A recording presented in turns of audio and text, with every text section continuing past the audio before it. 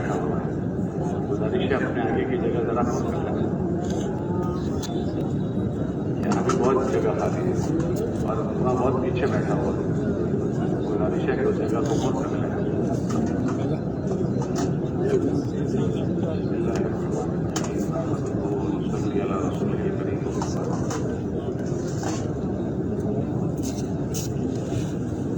میرے عزیزوں بھائیوں دوستوں کو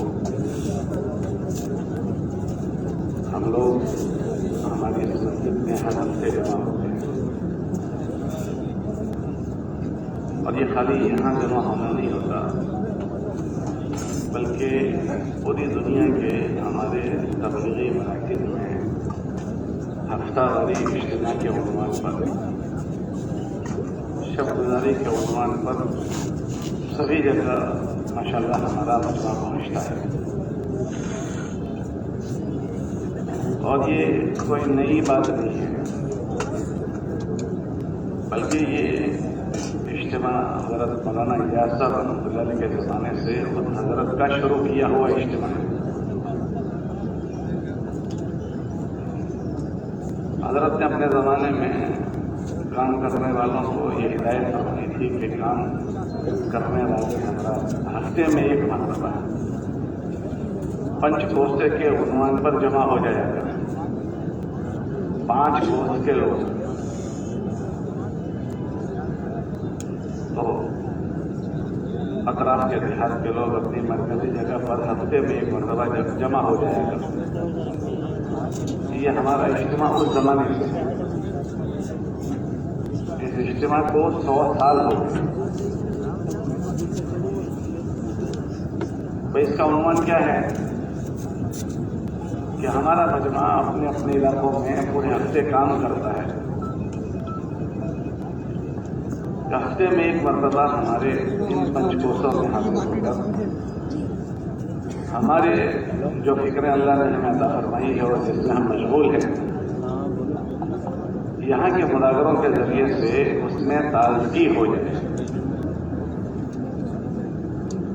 اور جتنا کر رہے ہیں اس میں آگے کرنے کی ہمارے اندر فکر آ جائے. ہم سب سے متعلق جو ہماری ذمہ داریاں ہیں ان ذمہ داریوں میں غفلت آ جاتی ہے. یہ جو دنیا ہے وہ غفلت کی جگہ ہے. یہاں حضرت آدم علیہ السلام کو اللہ پاک نے سزا کے طور پر بھیجا تھا. وہ تو جنت میں رہ رہے تھے مگر یہ دنیا کو سزا کے طور پر یہاں بھیجا گیا تھا. اس دنیا میں یہ رہنے کی جگہ نہیں. ہم جنت سے آئے ہیں اور انشاءاللہ ہماری واپسی جنت میں ہوگی. یہ چند دن یہاں گزار کر پھر ہمیں واپس جانا ہے تو یہ رہنے کی جگہ نہیں ہے. اس لیے فرمایا کہ یہ مومن کا قید خانہ ہے یہ دنیا. یہاں ہماری ضروریات ہمارے ساتھ اللہ نے لگا دی ہے. ان ضروریات کو پورا کرنے کے مختلف اللہ پاک نے اسباب مہیا کر دیے اس دنیا میں. اب ضروریات پورا کرنے میں اگر آدمی اللہ کے خوف اور ڈر کے ساتھ ہے تو اپنی ضرورت کو پورا کرنے کا راستہ بھی اچھا اختیار کرتا ہے اور اپنی ضرورت پوری کرتے ہوئے اپنے مقصد زندگی پر اپنی زندگی کو گزار کر اللہ سے جا ملتا ہے. اور اگر اس بندے کو صحیح بات کی فکر نہ دلائی جائے تو وہ بندہ اس دنیا میں مشغول ہو جاتا ہے اور اپنے مقصد زندگی کو بھول جاتا ہے. اور دنیا میں جیسے غیر ایمان والا اپنی زندگی گزارتا ہے ایسے یہ بندہ بھی اپنی زندگی گزار کر دنیا سے جاتا ہے.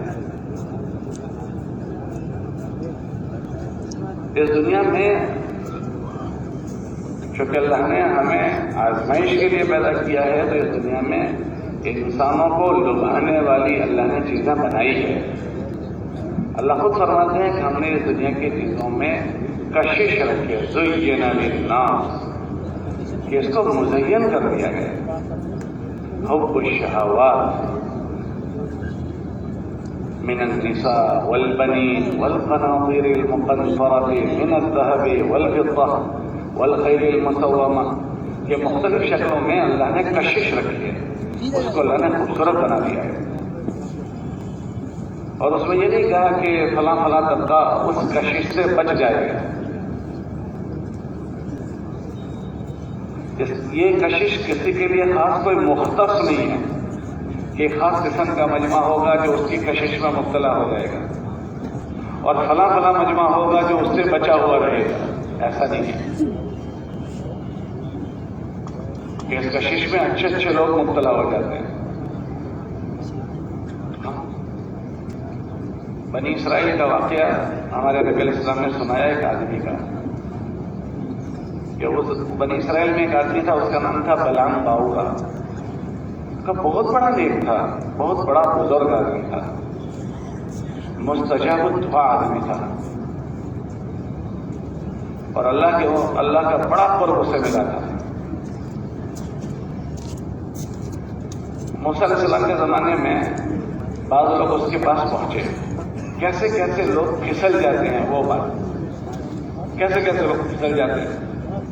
موسیٰ علیہ السلام کی خدمت میں بعض لوگ حاضر ہوئے کہ ہمیں موسیٰ علیہ السلام اس کے پاس پہنچے اور کہنے لگے ہمیں موسیٰ علیہ السلام کی یہ باتیں اچھی نہیں لگتی، تجھے اللہ پاک نے مستجاب الدعا بنایا ہے تو تو ان کے خلاف بددعا کرتے ہیں. تو کہنے لگا کہ میں موسیٰ علیہ السلام کے خلاف بددعا کروں، وہ تو اللہ کے نبی ہیں. تو اس نے ان کو ٹال دیا. چند دن گزرے کہ وہ لوگ مال لے کر حاضر ہو گئے کہ تو بددعا کرتے ہم تجھے پیسے دے دیں گے، مال دے دیں گے. تو اس نے کہا میں مال قبول نہیں کرتا اور ان کو رد کر دیا. پھر تھوڑے دن گزرے کہ وہ اس سے زیادہ ہیرے جواہرات لے کر پہنچ گئے. اس نے جب دیکھی یہ چیزیں ہیرے جواہرات تو اندر سے للچا گیا اور للچا کر اس نے اپنے ہاتھ اٹھائے موسیٰ علیہ السلام کے خلاف بددعا کی. اور ابھی تو اس نے اتنا جملہ کہا تھا کہ اے اللہ موسیٰ، اتنا بولا تھا. اب موسیٰ علیہ السلام تو اللہ کے نبی ہیں، اب اس نے ان کے خلاف بددعا کے لیے ہاتھ اٹھا دیے. للچا کر زُيِّنَ لِلنَّاسِ حُبُّ الشَّهَوَاتِ مِنَ النِّسَاءِ والبنین والقناطیر المقنطرة من الذهب والفضة. للچا گیا اور للچا کر اس نے ہاتھ اٹھا دیے.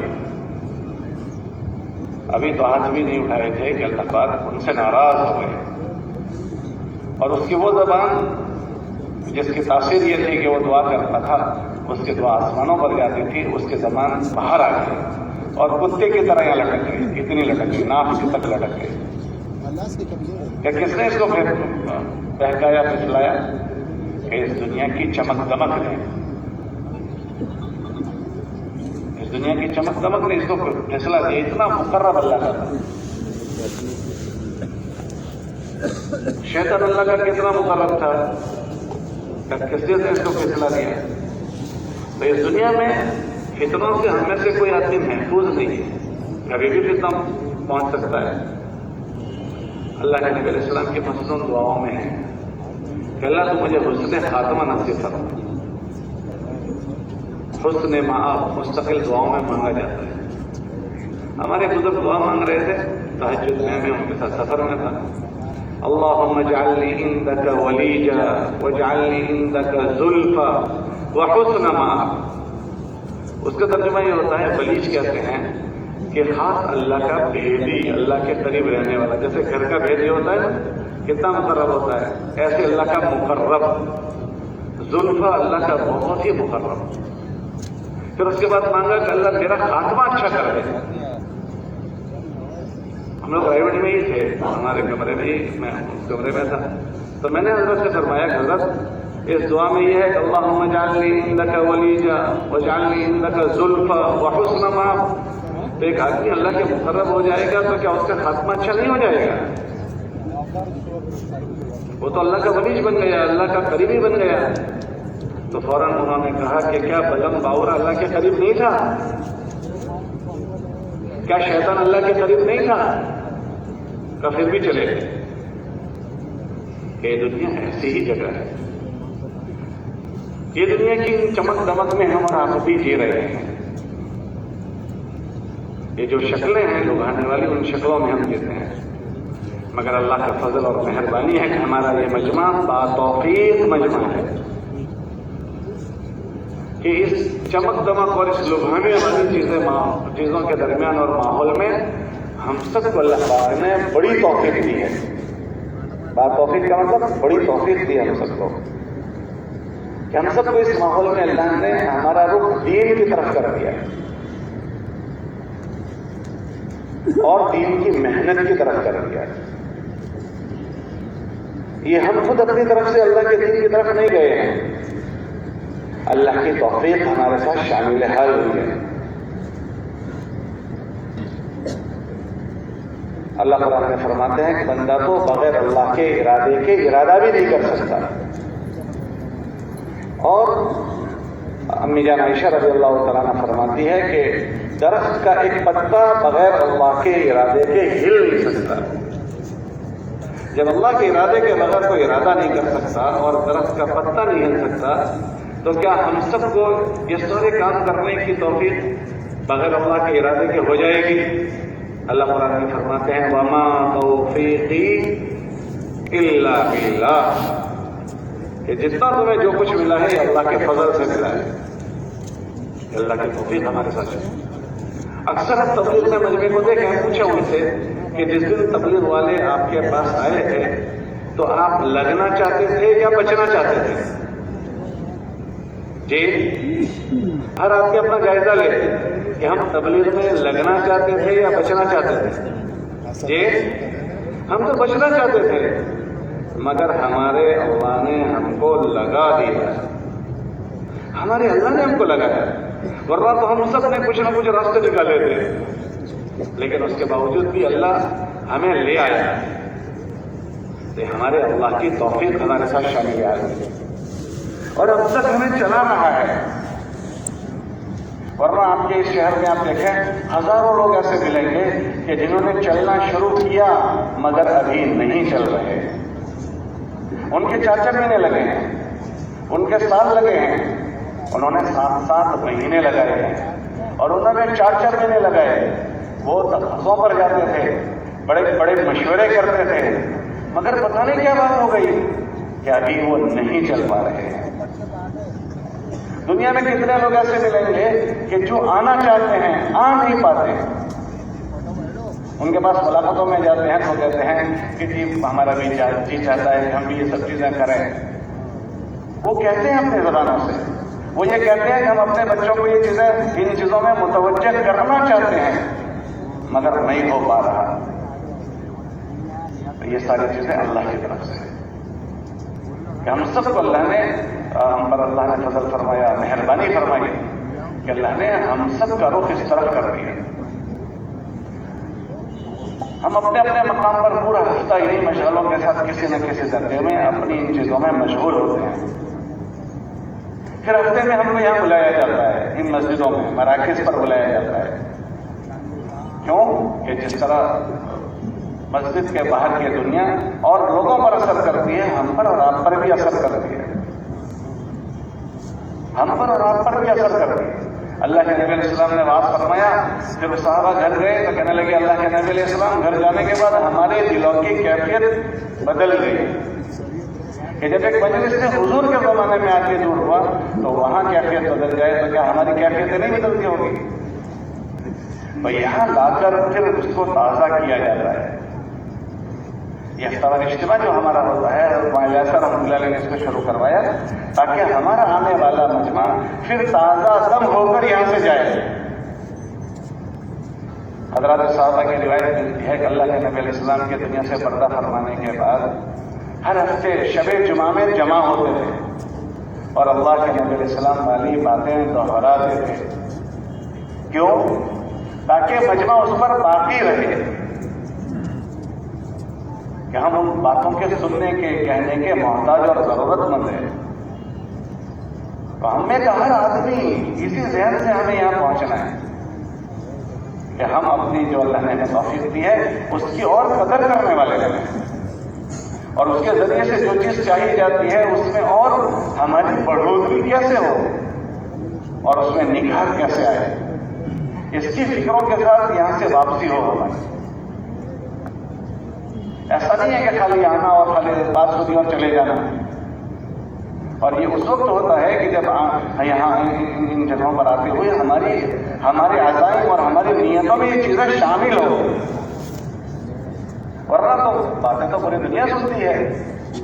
ارے بھائی ہماری اور آپ کی کیا باتیں ہیں، لوگوں نے تو حضور کی باتیں سنی تھی، اللہ کے نبی علیہ السلام کی باتیں سنی تھی۔ حضور کے زمانے میں ایک مجمع تھا کہ اس مجمع نے حضور کی باتیں سنی تھی، لیکن اللہ پاک ان کو جہنم کے سب سے نیچے درجے میں ڈالیں گے۔ ان المنافقین فی الدرک الاسفل من النار، کہ ان کو بننے کے سارے اسباب مل گئے۔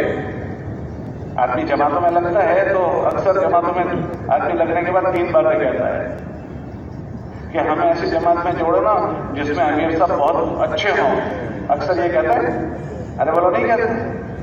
دوسرا یہ کہتا ہے کہ جماعت کے ساتھی بہت اچھے ہوں، ایسی جماعت میں بھیجنا۔ اور تیسرا یہ کہتا ہے کہ ایسے علاقے میں ہمارے لوگ بنانا جہاں ہمیں کچھ سیکھنے ملے۔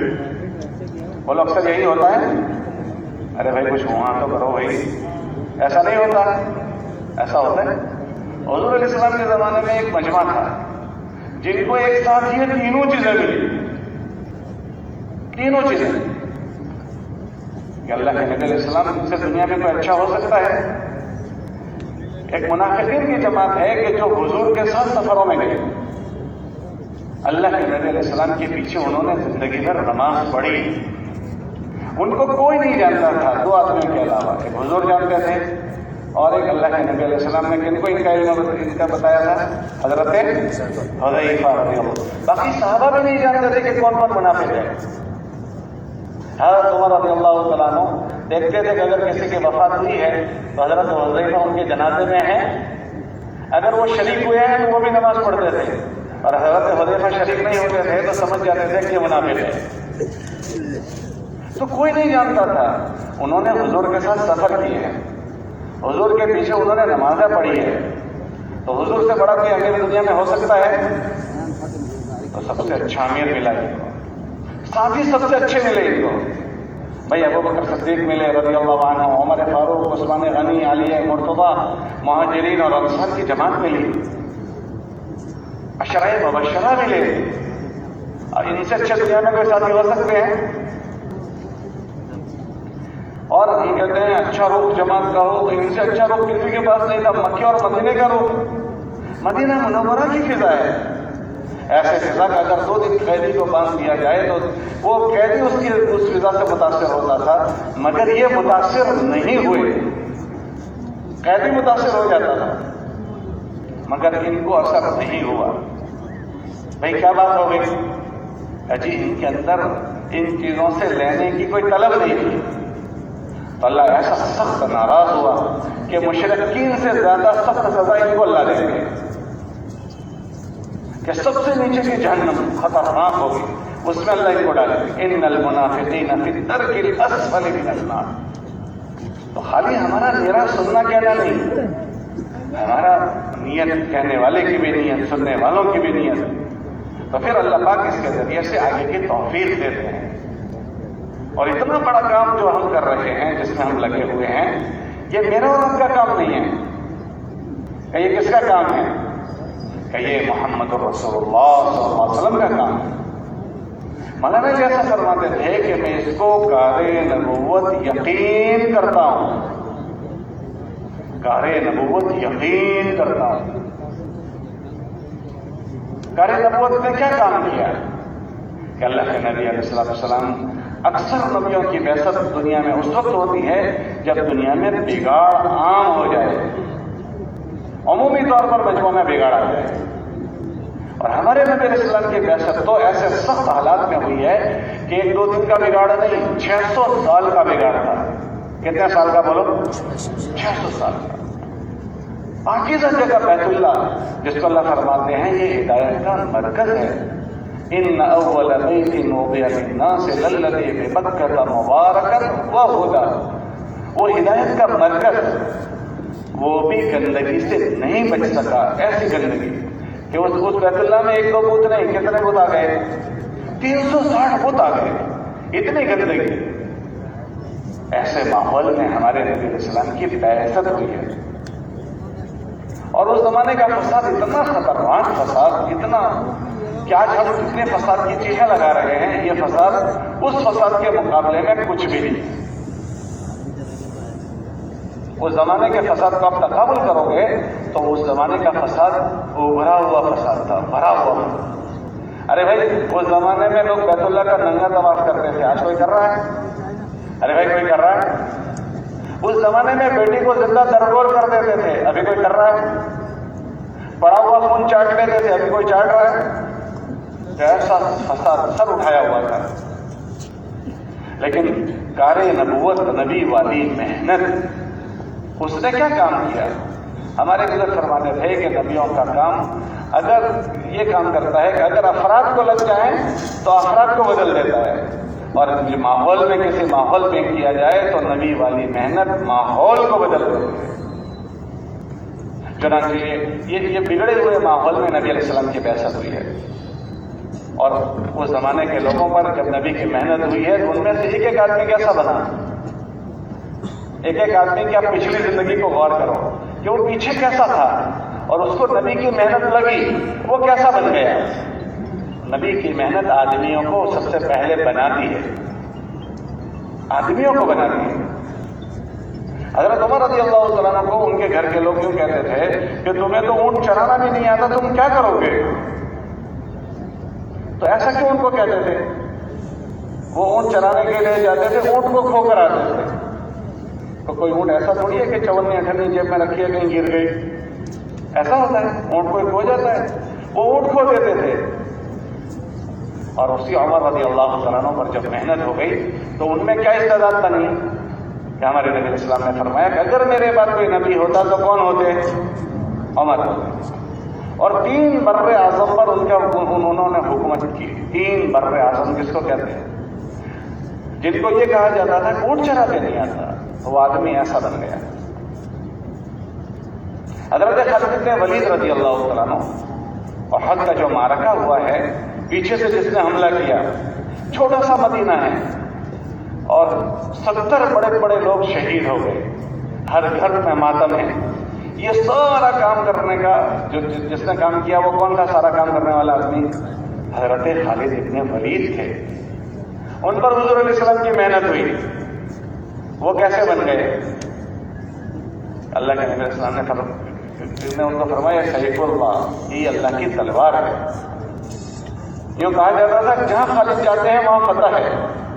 یہ پورا ملک شام انہوں نے فتح کیا. ایک آدمی پر آپ غور کریں کہ ایک آدمی میں کیا کیا چیزیں پیدا ہو گئی. کہ نبی کا کام اگر افراد کو لگتا ہے, شخصیات لوگوں کو لگتا ہے اور وہ اس کو طلب سے لیتے ہیں تو ان کی سوچ بدل جاتی ہے, ان کی فکریں بدل جاتی ہے, ان کے جذبات بدل جاتے ہیں, ان کا رہنا سہنا بدل جاتا ہے. اور دوسرا جس ماحول میں یہ کیا جائے وہ ماحول بدل جاتا ہے. اللہ کے نبی علیہ السلام کی یہ محنت مدینہ منورہ میں اس محنت کو پھلنے پھولنے کا موقع ملا. مکے میں نہیں ملا, مدینہ منورہ میں ملا. وہاں کے لوگوں نے اس کا استقبال کیا, اس کو جگہ دی. تو وہ مدینہ اور وہاں اس زمانے کے جاہلیت کا زمانہ کیسے بدل گیا ہے. اللہ کے نبی علیہ السلام نے فرمایا خیر القرون قرنی, کہ زمانوں میں سب سے بہترین زمانہ میرا زمانہ ہے. مدینے کی فضا ایسی باقاعدہ بن گئی کہ اللہ کے نبی علیہ السلام جب وفود کو علاقوں میں محنت کے لیے بھیجتے تھے تو ان کو ہدایت یہ فرماتے تھے کہ وہاں سے نقد جماعتیں بنا کر مدینہ منورہ بھیجو. ہے تو صاحبہ میں آپ پڑھیں, یہ نقد جماعت بنانا ہے نا, نقد جماعت جہاں جاؤ وہاں سے نقد جماعت بناؤ. یہ اللہ کے نبی علیہ السلام نے وفود کو ہدایت فرماتے تھے کہ تم جہاں جاؤ وہاں سے نقد جماعت بناؤ, اس کو مدینہ منورہ دے. وہ خود مدینہ منورہ میں چند دن ٹھہرتے تھے, چند دن, اور ان چند دنوں کے اثرات ان پر ایسے پڑتے تھے کہ اللہ کے نبی علیہ السلام کی بات یہاں سیکھ لیتے تھے, سمجھ لیتے تھے اور یہاں سے وہ باتیں لے کر جاتے تھے. بلکہ مدینہ منورہ کے اثرات مدینہ کی مسجد میں نہیں تھے, مدینے کی گلیوں میں نہیں تھے. دنیا کی سب سے بدترین جگہ وہ بازار ہے. سب سے بدترین جگہ جو بازار ہے، حضرت علی رضی اللہ تعالیٰ عنہ فرماتے ہیں کہ ہمارے بازار ہماری مسجدوں جیسے ہو. سوق المسلمین کا مصلاہم، کہ ہمارے بازاروں پر ایسے اثر ہو گیا تھا جیسے ایمان والوں کی مسجدیں ہوتی ہے، وہ اثرات ہمارے بازاروں پر ہیں. یہ مبارک محنت کی اثر کرتی ہے. اللہ پاک نے ہم سب کو اس میں مشغول کیا ہے. اس کے ذریعے سے ہم سب سے پہلا تقاضا جو ہم سب سے ہے وہ یہ ہے کہ ہم سب محنت میں لگنے والوں کی زندگیاں ایسی بنی اس محنت کے ذریعے سے کہ جو زندگی ہم میں سے ہر ایک سے ہمارا اللہ چاہتا ہے وہ زندگیاں ہماری بنے. کیونکہ اللہ پاک ہماری محنت کے ذریعے سے اوروں کی زندگیاں بنی کہ نہیں بنی وہ ہم سے اللہ نہیں پوچھے گا. جن لوگوں پر ہماری محنت ہو رہی ہے ان کے مقدر میں اگر ہدایت ہے اللہ ان کو ہدایت دے دیں گے، اور اگر ان کے مقدر میں ہدایت نہیں ہے تو اللہ کے نبی علیہ السلام کی محنت بہت بڑے مجمع پر ہوئی تھی، لیکن ان میں سے جن کو اللہ کو ہدایت دینی تھی دے دی، جن کو نہیں دینی تھی اللہ نے ان کو ہدایت نہیں دی، اور جن کو ہدایت نہیں ملی ہے ان کا سوال کل قیامت کے دن اللہ کے نبی سے نہیں ہوگا. وَلَا تُسْأَلُ عَنْ أَصْحَابِ الْجَحِيمِ، کہ جہنم میں جانے والوں کے متعلق ہم تم سے سوال نہیں کریں گے. بعض مطلب ہمارے ساتھی بیان میں کہتے ہیں بھائی جہنم میں لوگ جائیں گے اللہ ہم سے پوچھے گا تو ہم کیا جواب دیں گے؟ بھائی ہم کیا کریں، انہوں نے وہ نہیں مانے تو کیا ہمارے ذمہ ہے یہ؟ اللہ اپنے نبی علیہ السلام سے فرماتے ہیں وَلَا تُسْأَلُ عَنْ أَصْحَابِ الْجَحِيمِ، جہنم میں جانے والوں کا اللہ آپ سے نہیں پوچھیں گے. تو لوگ کتنا سمجھے وہ ہم سے نہیں پوچھیں گے، میں کتنا سمجھا وہ اللہ مجھ سے پوچھیں گے. تو اس مبارک محنت میں لگنے کا پہلا تقاضا یہ ہے کہ اس میں لگنے کے بعد میں ایسا بنوں جیسا مجھے میرا اللہ دیکھنا چاہتا ہے. اللہ نے ہدایت کا جو وعدہ کیا ہے وہ محنت کرنے والے کے لیے کیا ہے. جو محنت کرے گا اسے ہدایت دیں گے. یہ نہیں فرمایا کہ جس پر تمہاری محنت ہوگی اس کو ہدایت دیں گے. بھائی نبی علیہ السلام کی محنت تو ابو طالب پر بھی ہوئی تھی، نبی علیہ السلام کی محنت تو ابو لہب پر بھی ہوئی تھی، اور نبی علیہ السلام کی محنت تو ابو جہل پر بھی ہوئی تھی. ہماری محنت جو محنت کرے گا اس کی ہدایت کے وعدے ہیں، اور اللہ پاک ہم سب سے بنی ہوئی زندگیوں کو دیکھنا چاہتا ہے. اعملوا فسيرى الله عملكم، اے لوگوں عمل والی زندگی بناؤ، اللہ تمہاری عمل والی زندگی دیکھے گا. اس لیے حضرت مولانا الیاس رحمۃ اللہ علیہ سے پوچھا گیا تم اس محنت سے کیا چاہتے ہو؟ کہ جی احیاء و جميع ما جاء به محمد صلی اللہ علیہ وسلم، کہ محمد صلی اللہ علیہ وسلم جو چیز لے کر آئے ہیں وہ چیز دوبارہ زندہ ہو جائے، یہ چاہتے ہیں. بھائی کس میں زندہ ہو جائے؟ محنت کرنے والوں میں زندہ ہو جائے، پوری دنیا میں زندہ ہو جائے. تو یہ فکر اللہ کا فضل ہے کہ اس مبارک محنت کے چلنے کے بعد ہر ایک کے اندر کسی نہ کسی درجے میں آ جاتی ہے. مولانا الیاس رحمۃ اللہ علیہ فرماتے تھے اگر ہمارا یہ کام چل پڑا تو سب سے پہلے جو چیز زندہ ہوگی وہ ایمانیت کا دن زندہ ہوگا اور عبادات کا دن زندہ ہوگا. آپ دیکھیں ٹپوری قسم کا آدمی ہے، بازاری آدمی ہے، اور جہاں بیگ اٹھا کر مسجد میں جاتا ہے اور ایک نماز نہیں پڑھتا تھا، جاتے ہی اس کے اندر عبادت کا دن زندہ ہوتا ہے، 5 وقت کی نماز شروع کر دیتا ہے، تہجد پڑھنا شروع ہو جاتا ہے. کہ اللہ پاک نے اس محنت میں ایک عجیب و غریب چیز رکھی ہے. اس کے اعمال ایسے ہیں کہ آدمی کو بزرگی کی طرف لے جاتا ہے، نیکیوں کی طرف لے جاتا ہے، بشرطے کہ محنت کو اچھے سے کیا جائے. ہمارے بزرگ تھے حضرت رائے پوری رحمۃ اللہ علیہ. جب کام شروع ہوا تو بعد میں تو ماشاءاللہ حضرات کے وہ بڑے معاون رہے، لیکن جب کام شروع ہوا تو حضرت کو پتہ نہیں تھا کہ مولانا الیاس صاحب کیا باتیں کہہ رہے ہیں. تو بڑی تشویش تھی، پتہ نہیں حضرت دہلوی کیا باتیں کر رہے ہیں. تو ان کو یہ تھا کہ کوئی قابل اعتماد آدمی آ جائے تو ہم ان سے پوچھیں کہ حضرت دہلوی کیا باتیں کہہ رہے ہیں. ایک مرتبہ اللہ کی شان حضرت مولانا منظور نعمانی رحمۃ اللہ علیہ ہمارے وہاں کے بڑے بزرگوں میں سے ہیں، انتقال ہو گیا، زمانہ ہوا، تو وہ حضرت سے بیٹھتے، وہ حضرت علی میاں ندوی رحمۃ اللہ علیہ. عام طور سے جب کوئی مرید اپنے شیخ کے پاس جاتا ہے نا تو اجازت لے کر جاتا ہے کہ حضرت میں آنا چاہتا ہوں اگر اجازت ہو. یہ اچانک عصر کے بعد پہنچ گئے تو حضرت رائے پوری رحمۃ اللہ علیہ نے ان کو اچانک دیکھا تو کہنے لگے کہ جی کیسے حاضری ہوئی اچانک بغیر اطلاع کے؟ تو حضرت نے فرمایا حضرت تبلیغی جماعت میں آیا ہوں. کس میں آیا ہوں؟ تو حضرت ایک دم کھل اٹھے اور ان کو تو چونکہ قابل اعتماد آدمی سے سمجھنا تھا کہ حضرت دہلوی کیا کہتے ہیں. تو اب فوراً ان کا سوال جو دوسرا تھا وہ کیا کہا کہ بھائی مولانا یہ سب کیا باتیں کہتے ہیں, کیا بات فرما رہے ہیں؟ تو وہ کہنے لگے کہ حضرت اگر آپ کہو تو وہ باتیں میرے پاس لکھی ہوئی ہے, آپ کو سناؤں؟ یہ کہا میرے پاس لکھی ہوئی ہے, آپ کہو تو میں سناؤں؟ حضرت مولانا منظور رحمانی فرماتے میں نے وہ باتیں حضرت کے وہاں سے لکھ لی تھی. حضرت کے دروازے پر 40 باتیں لکھی ہوئی تھی, وہ میں لکھ کر لے گیا تھا. تو مجلس میں کھڑا ہو گیا اور کھڑے ہو کر میں نے سنانا شروع کیا. 12 یا 13 یا 14 اتنی سنائی کہ حضرت رائے پوری نے فرمایا بس بس بس بس. پھر فرمایا یہ باتیں جو تم کیا سنا رہے ہو, اگر یہ باتیں کسی کی زندگی میں آ جائے وہ تو کتب بن جائے گا. کیا بن جائے گا؟ ارے بولو کیا بن جائے گا؟ کتب جانتے ہو آپ؟ وہ جو اونچی ٹوپی نہیں پہنتا, بہت بڑی اونچی مینارے جیسی, ایسے اسی کو کہتے ہیں نا کتب. یہ کہہ رہے ہیں ہاں اسی کو کہتے ہیں. کتب ایسا ہی ہوتا ہے.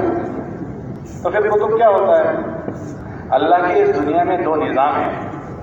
ایک تشریعی نظام, شریعت کا, اس کے لیے اللہ انبیاء کو بھیجتے ہیں. ایک اللہ کا اس دنیا میں تکوینی نظام, جیسے ہوتے ہیں نا ابدال, آپ نے کتابوں میں نہیں پڑھا ابدال, اور اللہ کے پاس بندے اللہ ان کو اس دنیا کی چیزوں کے لیے استعمال کرتے ہیں. وہ جو شخصیتیں ہوتی ہیں ان کے جو امیر صاحب ہوتے ہیں ان کے امیر صاحب کو کہتے ہیں کتب. وہ جو ان کے امیر صاحب ہوتے ہیں ان کے امیر صاحب کو کیا کہتے ہیں بولو؟ حضرت کہنے لگے کہ یہ وہ اعمال ہیں جو تم نے سنائے, اگر کسی فرد میں آ جائے تو کیا بن جائے گا؟ کتب بن جائے گا. کتب بن جائے گا. کتب ایسے طاقتور کی ایسی تیزی کے ساتھ اللہ پاک اس کو ترقی دیتے ہیں. لیکن کس کو دیتے ہیں؟ جو اس نیت کے ساتھ اس مبارک محنت میں لگے اور اپنے آپ کو بنانے کی نیت سے چلے اور ان اعمال کا اہتمام کرے جو اعمال یہاں کرنے کو کہے جاتے ہیں, کہ اس کے ذریعے سے زندگی کے سارے شعبوں میں اس کو صحیح فکر آ جاتی ہے. سب سے بڑی جو چیز حرکت میں آتی ہے اس کے اندر کی فکر, ایمان حرکت میں آ جاتا ہے. اس محنت کی خاصیت یہ ہے, حضرت مولانا رحمۃ اللہ علیہ فرماتے تھے کہ یہ تو لوگوں نے اس محنت کا نام تبلیغ رکھا, اگر میں اس محنت کا نام رکھتا تو تحریک ایمان رکھتا. اگر اس کو کوئی کرتا ہے تو سیدھے اس کا جو اثر ہوتا ہے اس کے ایمان پر, ایک دم اس کا ایمان حرکت میں آتا ہے. اور ایمان کی حرکت میں آنے پر ایسا سمجھو کہ ایک بیمار آدمی تھا, وہ تندرست ہونا شروع ہو گیا. اب بیمار تھا تو اس کا جسم سن مار گیا تھا, سن ہو گیا تھا. اب اس کا جسم سن ہو گیا تو پورا چیر بھی دو تو اس کو پتا نہیں چلتا کہ میرا جسم کسی نے چیر دیا. سوئی لگاؤ تو اس کو نہیں پتا چلتا کہ مجھے کسی نے سوئی لگائی. وہ بیمار ہے, کھانا دو تو کہتا جی نہیں کھانا, پانی دو تو کہتے نہیں پینا, سوئی لگاؤ تو اسے کچھ نہیں پتا چلتا کہ یہ بیمار جسم کی نشانی. اور جہاں اس جسم میں تندرستی آنا شروع ہوئی تو ذرا یہ چوٹی بھرو, بھائی کیا کر رہے ہو, ذرا سوئی لگاؤ تو ایک دم بھڑک جائے گی, بھائی کیا ہو رہا ہے. پہلے جب اس کا جسم سن مارا ہوا تھا تو چیر دیا ڈاکٹر نے, اس کو پتا نہیں چلا. لیکن اب طبیعت روح بصحت ہوئی تو تھوڑی بات بھی احساس ہو رہی ہے. جب ایمان میں تازگی آتی ہے تو اندر میں احساس پیدا ہو جاتا ہے اچھے برے کا. ہمارے نبی علیہ السلام کی بات کا فرمان ہے جس کا مفہوم حضور نے فرمایا, اذا سرت کا حسنۃ و اذا ساءت کا سیئۃ فانت مومن, کہ تجھے تیری نیکی خوش کرے اور تجھے تیرا گناہ غمگین کرے تو سمجھ کے تو مومن ہے. جب اندر ضعف آ جاتا ہے تو نیکی پر خوشی بھی نہیں ہوتی اور گناہوں پر غمی بھی نہیں ہوتی. ایمان کی کیفیت ایسی ہے کہ اگر اس پر محنت ہو تو اس میں اضافہ ہوتا ہے, اور نہ ہو تو اس میں گراوٹ آتی ہے, زوال آتا ہے. ہمارے وہاں مدرسہ میں یہ مسئلہ پڑھایا جاتا ہے, الایمان یزید و ینقص. بہت مارکہ کھلا مسئلہ 2 مہینے بحث چلتی ہے اس پر کہ ایمان بڑھتا بھی ہے, ایمان گھٹتا بھی ہے. اگر وہ بڑھتا ہے تو ایک دم اعمال خیر بڑھ جاتے ہیں. اللہ کے نبی علیہ السلام نے فرمایا ایمان ایسے میلا ہو جاتا ہے جیسے کپڑے میلے ہو جاتے ہیں, اور جب کپڑے میلے ہوتے ہیں تو اس میں خوشبو آتی ہے, تو ان میلے کپڑوں میں بدبو آتی ہے. بدبو ایسے جب یہ جسم میلا ہو جاتا ہے تو اس میں سے بدبو آتی ہے. وہ بدبو کیا ہوتی ہے کہ اس کے جسم سے گندگی ظاہر ہوتی ہے, اس کے ہاتھوں سے غلط کام کرتا ہے، دل و دماغ سے غلط باتیں سوچتا ہے، آنکھوں سے گندی باتیں دیکھتا ہے، کانوں سے گندگی کو سنتا ہے. ہاں، یہ اندر کی بات کہ اندر اس کی جس چیز کی طلب ہوتی ہے اس کی طرف وہ میلان کرتا ہے. ہر آدمی اپنی خلوت کو سوچے کہ میں تنہائی میں کیا چیزیں دیکھنے کو پسند کرتا ہوں، میں تنہائی میں کیا چیزیں سننے کو پسند کرتا ہوں، میں تنہائی میں کس چیزوں کو سوچتا ہوں. اجتماعی زندگی میں تو سارے بزرگ نظر آتے ہیں بھائی، نماز میں تو چور بھی نمازی ہوتا ہے، عرفات کے میدان میں تو چور بھی حاجی ہوتا ہے. مسئلہ اجتماعی زندگی کا نہیں ہوتا. اب ہر آدمی اپنے انفرادی زندگی کو سوچے کہ میرے اندر کیا جذبہ ہے، میرے جذبات کیا ہے، میری سوچ کیا ہے، میں نمایاں ہو جاؤں. میں کرسی پر ابھی بیٹھا ہوں، مجھ سے قیامت میں پوچھ ہوگی بتاؤ کرسی پر کیوں بیٹھے تھے. ابھی مولوی صاحب نے عصر کے بعد کہا تھا کرسیوں پر بیٹھنے والے خطرے میں ہیں. اگر میری نیت ٹھیک نہیں ہے تو میں بات اللہ کے دین کی کہہ رہا ہوں. آپ کہو گے ماشاءاللہ مولوی صاحب اللہ کے دین کی بات سنا رہے ہیں. اب دین کی بات سناتے سناتے میرے اندر کے بگاڑ کی وجہ سے جہنم تیار ہو جائے گی. اس لیے ہمارے وہاں 5واں نمبر ہے تصحیح نیت کا. تصحیح نیت کا. ایک مصافے میں نیت خراب ہو جاتی ہے، ایک سلام کوئی کرے اس میں نیت خراب ہو جاتی ہے، ایک مسافہ نیت خراب کر دیتا ہے. اب تصحیح نیت ہمارے دین کو ہمیں بناتے رہنا پڑے گا. اللہ نے ہمارا رخ دین کی طرف کیا ہے مگر اس کو سنبھالنا پڑے گا، بناتے رہنا پڑے گا. اس کی فکر ہمیں اپنے اندر رکھنی پڑے گی، ورنہ غیر محسوس طریقے پر ہماری فکروں میں کمزوری ہو کر دوسروں کی فکر غالب آ جاتی ہے. دوسروں کی فکر کی ہمیں ذمہ داری دی گئی ہے لیکن اپنی زندگی کی فکر کا ہمیں مکلف کیا گیا ہے. لا تکلف الا نفسک وحرض المؤمنین. اور نبی جی اپنے آپ کو تو تم پابند بناؤ، اپنے آپ کو آپ پابند بناؤ اور دوسروں کو آپ ترغیب دو. ہم دوسروں میں بھرنے کے مکلف نہیں ہیں، اپنے آپ کو میں بھرنے کے ہم کو مکلف بنایا گیا، اپنے آپ کو پابند کرنے کا مکلف بنایا گیا، اپنی نگرانی کرنے کا مکلف بنایا گیا. ورنہ تو آدمی کا کوئی عمل ریا سے زخمی ہو جاتا ہے، کوئی سما سے زخمی ہو جاتا ہے، کوئی شہرت سے زخمی ہو جاتا ہے. یہ ہمارے ہر ہفتے جمع ہونا اور ان مذاکروں کو سننا کہ جس بڑی بات کی اللہ نے ہم کو توفیق دی ہے کہ کہیں ہمارا نفس اور شیطان ہمیں اس محنت میں لگنے کے بعد ہمیں غفلت میں نہ ڈالے، کیونکہ اس نے قسم کھائی ہے. شیطان جب آدمی پیدا ہوتا ہے تو اس کے ساتھ اس کا ایک شیطان پیدا ہوتا ہے. ہر آدمی کے ساتھ اس کا ایک شیطان پیدا ہوتا ہے اور وہ اس کے جسم میں گردش کرتا ہے. یجری کمجرى الدم، ایسے گردش کرتا ہے جیسے خون گردش کرتا ہے. اور روایتوں میں آتا ہے کہ جو آدمی جس لیول کا ہوتا ہے اس کا شیطان بھی اتنی ہی بڑی لیول کا ہوتا ہے. اگر وہ مولوی صاحب ہے تو اس کا شیطان بھی مولوی صاحب، اور اگر وہ امیر صاحب ہے تو اس کا شیطان بھی. ارے بولو بھائی. جب اللہ کے نبی علیہ السلام نے یہ روایت بیان کی تو امی جان عائشہ رضی اللہ تعالیٰ عنہ نے فرمایا حضور تو آپ کے ساتھ بھی شیطان پیدا ہوا؟ تو فرمایا میرے ساتھ بھی شیطان پیدا ہوا. وَلَكِنَّهُ أَسْلَمَ، مگر وہ میرے تابع ہو گیا. ہمارا شیطان تھوڑی تابع ہوا ہے. ہمارے حضرت رحمۃ اللہ علیہ سے ایک صاحب پوچھنے لگے، مولانا محمد سلیمان نے پوچھا حضرت جی یہ بتاؤ کہ شیطان سب کو گمراہ کرتا ہے، شیطان کو کس نے بہکا دیا؟ شیطان تو سب کو بہکاتا ہے، شیطان کو کس نے بہکایا؟ تو حضرت نے فرمایا شیطان سے بڑا اس کے ساتھ اس کا نفس ہے، اس کے نفس نے اس کو بہکا دیا. وہ جنت اللہ کے قریب تھا، اس کے نفس نے اس کو کہیں کا نہیں رکھا. وہ نفس میرے اور آپ کے ساتھ ہے، وہ شیطان ہمارے ساتھ ہے. اس شیطان نے اللہ سے قسم کھائی ہے. کیا قسم کھائی ہے؟ کہ میں تیرے بندوں کے ان راستوں پر بیٹھ جاؤں گا جن راستوں کے ذریعے سے وہ تجھ تک پہنچتے ہیں. لَأَقْعُدَنَّ صِرَاطَكَ الْمُسْتَقِيمَ، تاکید کے ساتھ اس کو ذکر کیا. لَأَقْعُدَنَّ، ہمارے عربی والے اس کو جانتے ہیں لام تاکید بانون تاکید ثقیلہ، کہ میں ضرور بھی ضرور بیٹھوں گا بندوں کے ان راستوں پر جن راستوں سے بندے تجھ تک آتے ہیں. شیطان جو ہے وہ نبیوں سے پہلے پیدا ہوا. کس سے پہلے پیدا ہوا؟ نبیوں سے پہلے.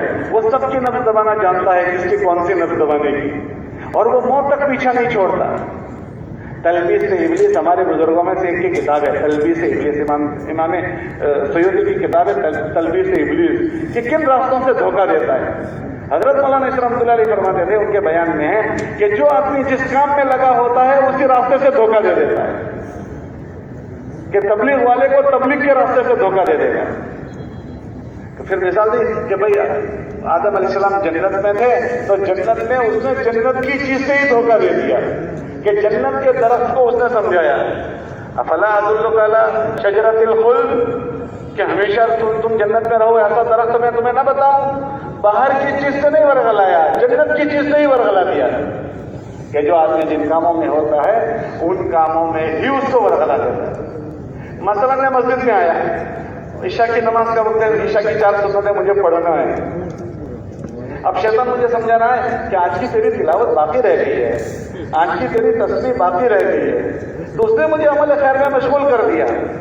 میں نے تسبیح پوری کر دی، میں نے تلاوت پوری کر دی، مگر جو سنتیں اس نے مجھ سے چھڑوائی اس کا اب بدل نہیں ہوگا۔ کئی میری سنتیں اب میں اس کو سمجھ بھی نہیں سکا کہ اس نے مجھ سے سونے کی بسکٹ لے لی اور یہ کھانے والی بسکٹ ہاتھ میں پکڑا دی کہ اوپر کے جو اس وقت کا عمل ہمارے نبی نے فرمایا تھا وہ اس نے مجھ سے چھڑا دیا اور دوسرے عمل خیر میں مشغول کیا، مگر وہ عمل خیر میرا بعد میں بھی ہو سکتا تھا۔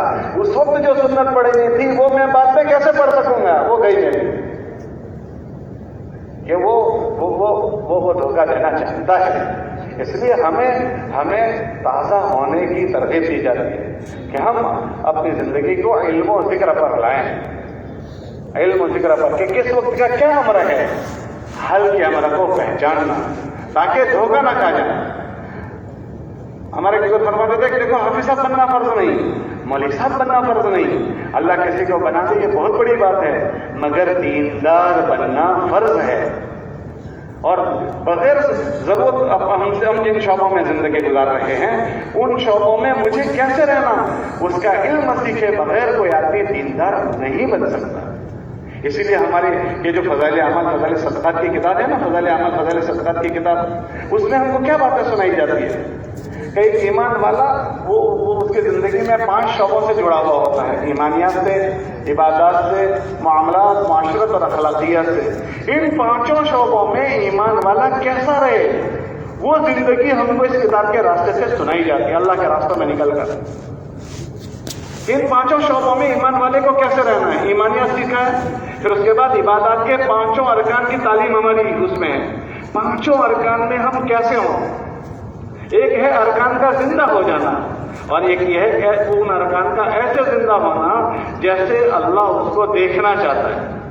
اگر وہ ارکان ایسے زندہ نہیں ہوئے جیسے اللہ چاہتا ہے تو وہ ارکان ایسے ادا کیے جائیں گے جو اللہ کو ناپسند ہوں گے، اور وہ ارکان اس کی ادائیگی بجائے اس کو اللہ کے قریب کرنے کے اللہ سے دور کر دیں گے۔ کتابوں میں آپ نے پڑھا ہوگا ایک نمازی نے نماز پڑھی، ایک نماز آسمانوں پر گئی اور ایک نمازی کی نماز اس نمازی کے منہ پر پرانے کپڑے کی طرح لپیٹ کر مار دی گئی۔ ارے بھائی اس نے نماز پڑھی ہے، کیا بات ہو گئی؟ کہ اس نے نماز ایسی نہیں پڑھی جیسے نماز پڑھنی تھی۔ اس نے کیوں ایسی نہیں پڑھی کہ ان چیزوں کا احساس اس کے اندر نہیں تھا، اس کو سیکھا نہیں ہے۔ کتابوں میں آتا ہے کہ ایک آدمی قرآن پڑھ رہا ہے، قرآن اتنی پاکیزہ چیز کہ اگر ایک حرف پڑھتا ہے 10 نیکیاں ہیں، 10 نیکیاں، اور وہی قرآن کو پڑھنے والا ایک قرآن پڑھ رہا ہے اور جب وہ پورا کرتا ہے تو قرآن اس پر بددعا کرتا ہے، رب قارئ والقرآن یلعن علیہ، کہ قرآن بددعا کر رہا ہے۔ ارے بھائی میں نے تو پڑھا تھا لیکن وہ بددعا کیوں کر رہا ہے کہ اس کو ایسے نہیں پڑھا گیا جیسے اس کو پڑھنا تھا، کہ اس کا پڑھنا اس کو لے ڈوب رہا ہے۔ ایک آدمی نے روزہ رکھا، کتنی بڑی چیز ہے روزہ۔ اللہ کے نبی علیہ السلام نے روزے کے فضائل میں سنایا کہ اللہ فرماتے ہیں الصوم لی، روزہ میرے لیے، وانا اجزی بہ، میں خود اس کا بدلہ دوں گا۔ سارے اعمال کے بدلوں میں اللہ نے یہ نہیں فرمایا میں دوں گا، روزے میں فرمایا میں دوں گا یا میں خود بدلے میں ہو جاؤں گا۔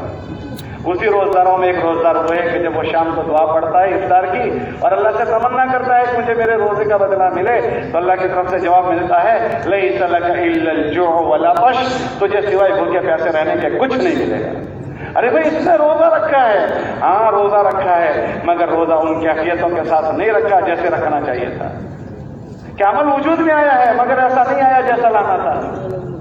بعض حجاج بیت اللہ پہنچتے ہیں تو ان کا استقبال ہوتا ہے، اور بعض حجاج پہنچتے ہیں اور لبیک پڑھتے ہیں، لبیک اللہم لبیک، تو ان کے لیے جواب میں آتا ہے لا لبیک ولا سعدیک، کہ تم لبیک مت پڑھو، ہمیں تمہارا لبیک پڑھنا منظور نہیں ہے۔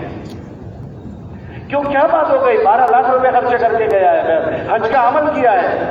حضرت شیخ حج میں لکھا ہے کہ 6 لاکھ نے حج کیا اور قبول 6 کا ہوا، ان 6 کی برکت سے اللہ نے پھر باقیوں کا قبول کر لیا کہ جی حج ہو رہے ہیں مگر حج کو سیکھے بغیر ہو رہے۔ اس مبارک محنت میں لگنے کے بعد ہمارے ارکان صحیح ادا ہوں، اس کی ہمارے اندر فکر آ جائے، ہمارے اپنے دین کی فکر آ جائے، ہمارے ارکان اسلام صحیح ادا ہوں، اس کی فکر آ جائے۔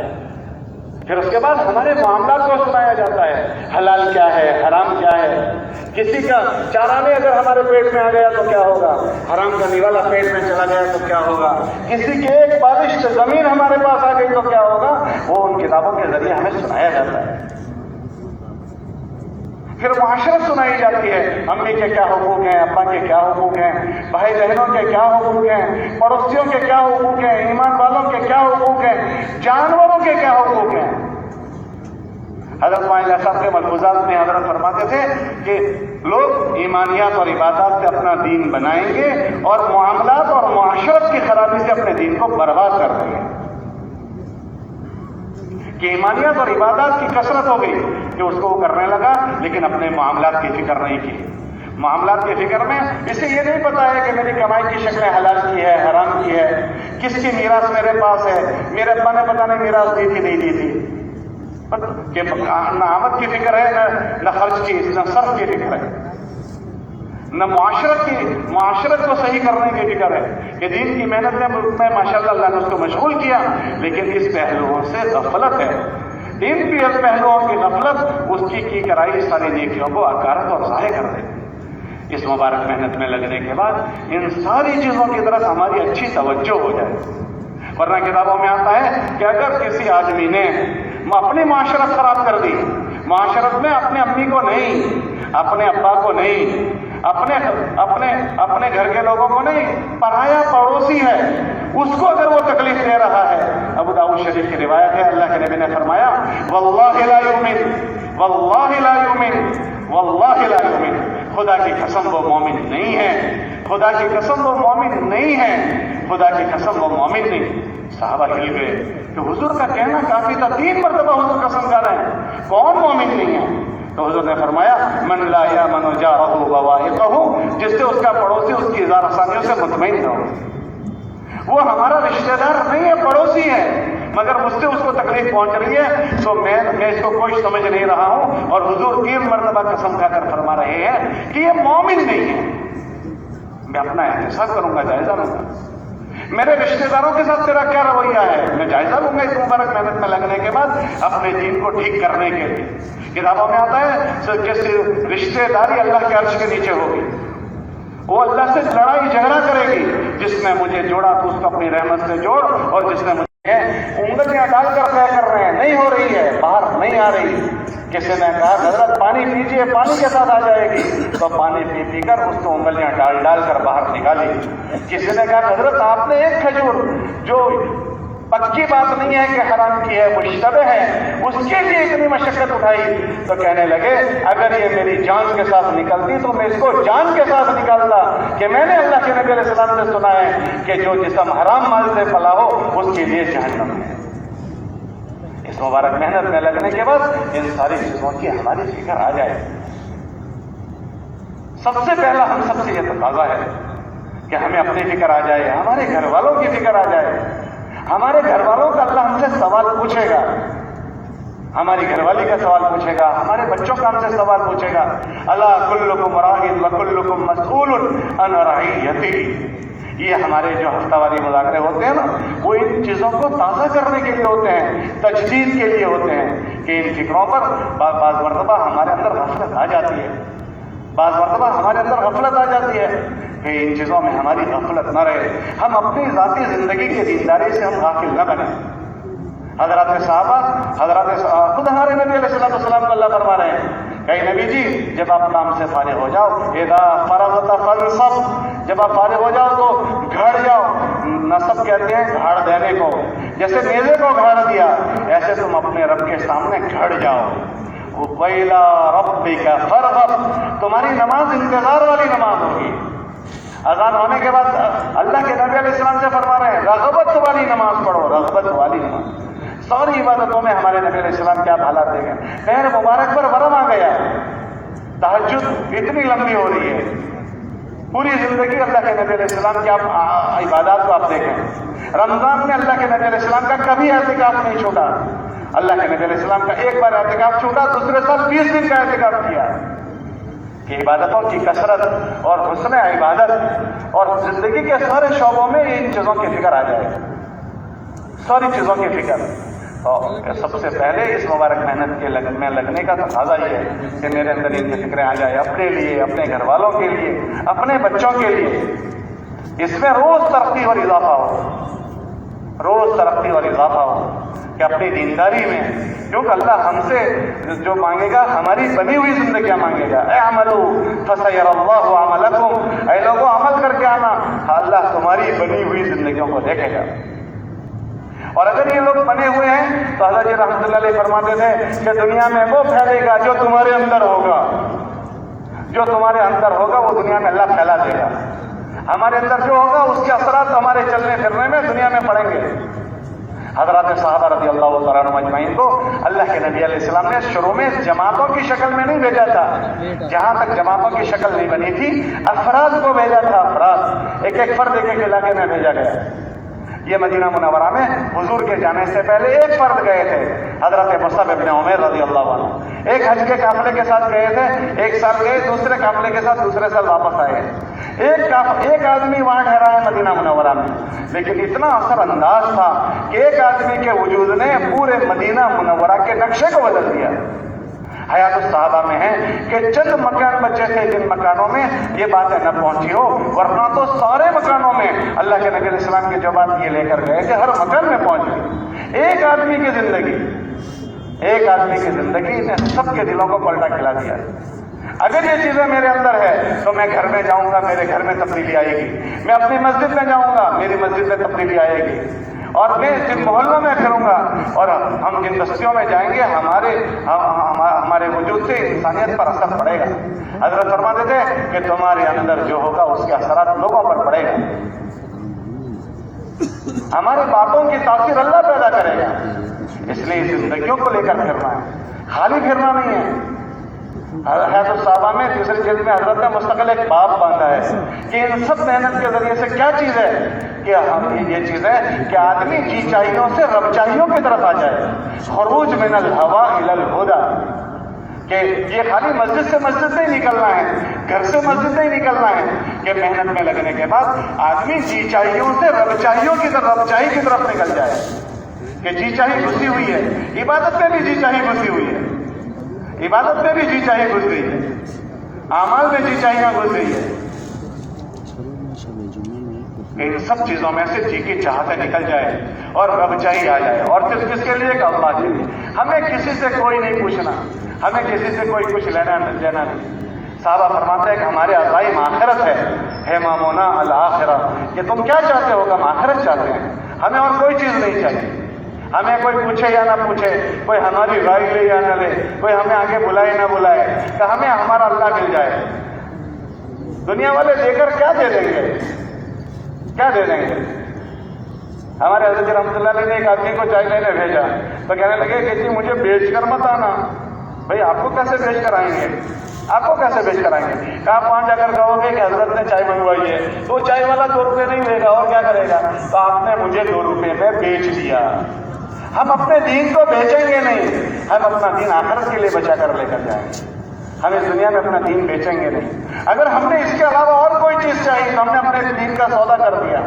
रिवायतों में आता है कल क़यामत के दिन अल्लाह कहेंगे कि इस बंदे की सारी चीजें मेरे सामने लाओ, फिर कहेंगे कि जो इसमें से मेरे लिए है उसको तो रहने दो और जो मेरे अलावा के लिए उस सबको जहन्नम में डाल दो। इसलिए हमारे वहां पांचवा जो अमल है, पांचवा वो तस्हीह नियत का है। बार बार नियत करनी पड़ेगी। इस कुर्सी पर बैठने के बाद नियत खराब हो जाती है।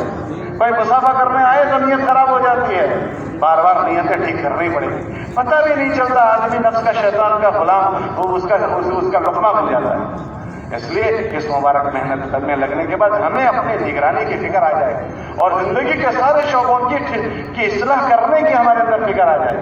کیونکہ اس مبارک محنت کے ذریعے سے جو مطلوب ہے وہ دین ہے.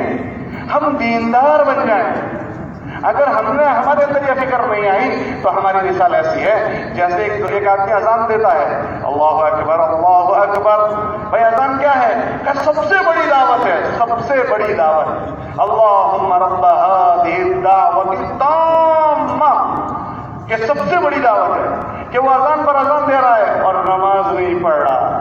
بھائی آپ نے اذان کیوں پڑھی تھی؟ کہ نماز پڑھنے کے لیے پڑھی تھی. اب اذان پر اذان دے رہا ہے اور نماز نہیں پڑھ رہا ہے. کیسے اگر میں لوگوں میں دین کی فکر کروں اور میری فکر نہ ہو تو یہ ایسا ہی ہے. اور ایسے لوگوں کے لیے کل قیامت کے دن قبر میں جہنم میں سب سے سخت عذاب ہوگا کہ جو لوگوں کی فکر کرے اور اپنی بھول جائے. کتابوں میں آتا ہے کہ ایک بچے کو اللہ جہنم میں ڈالیں گے, ان کے پیٹ سے ان کے ہاتھ باہر آ جائیں گے اور اس کے ارد گرد یوں لپٹیں گے اور اس میں تعفن اور بدبو ہوگی. جہنم میں لوگ چیخ پکار اٹھیں گے اور کہیں گے کہ یہ کیا تو نے جرم کیا ہے؟ ہم جہنم میں یوں ہی پریشان تھے, تو نے اور پریشان کر دیا. تو نے کیا جرم کیا ہے؟ پھر خود وہ پہچان لیں گے, او ہو تو وہ آدمی نہیں ہے جو لوگوں کو نیکی کی باتیں سناتا تھا, وہ آدمی نہیں ہے. وہ کہے گا کہ ہاں میں وہی آدمی ہوں. تو تجھے کیا ہوا؟ تجھے یہاں کیوں ڈالا؟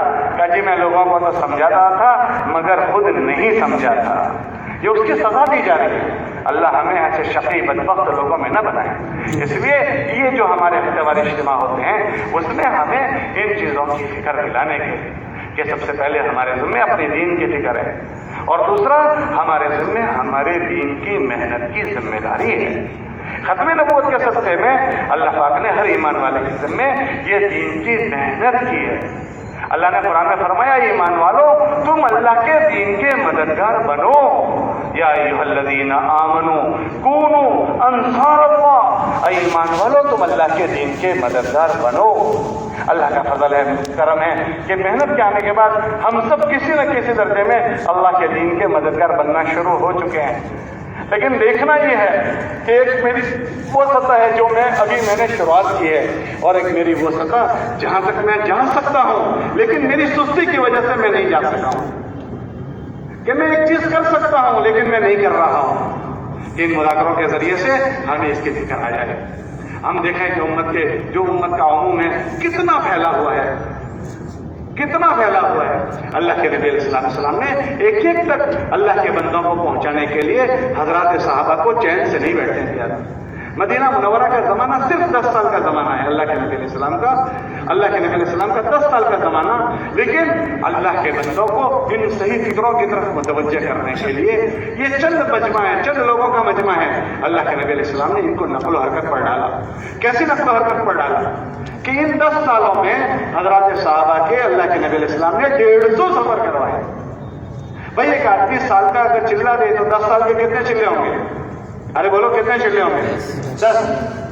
اور اگر ہر سال کے 4 مہینے دے تو کتنے 4 مہینے ہوں گے اس کے؟ اور حضرات صحابہ کے کتنے کروائے؟